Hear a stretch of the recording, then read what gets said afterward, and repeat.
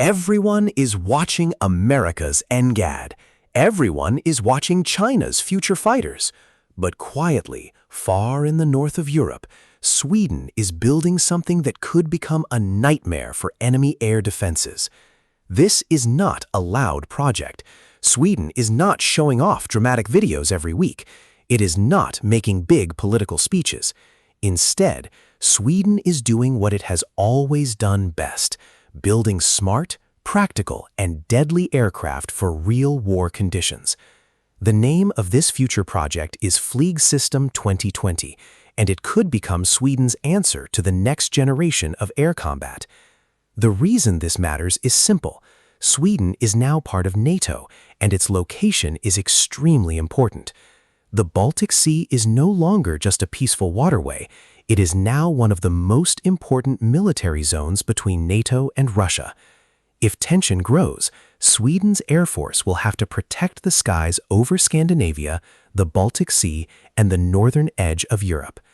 But Sweden knows one thing clearly: the future battlefield will not be forgiving. Big air bases can be targeted, radar systems can be jammed, satellites can be attacked, missiles can arrive before pilots even take off. That is why Sweden's fighter philosophy is different.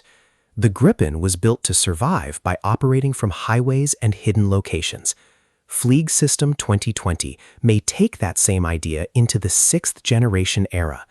This future fighter could use advanced stealth to reduce radar detection, AI to help the pilot make faster decisions, and loyal wingman drones to scout, attack, jam, and defend.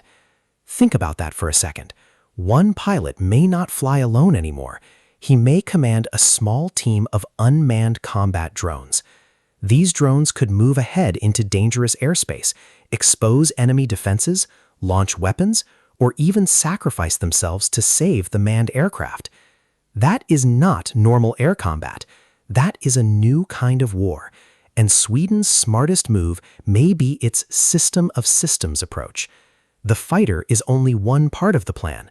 Drones, missiles, command networks, satellites, ships, and ground forces all share information. This means Sweden is not just preparing for dogfights, it is preparing for connected warfare, where the side with better information can strike first and survive longer. Could this fighter become an export success like the Gripen? Maybe. Countries like Finland, Norway, Poland, and the Baltic states face similar threats and may need aircraft built for cold weather, fast response, and dispersed operations.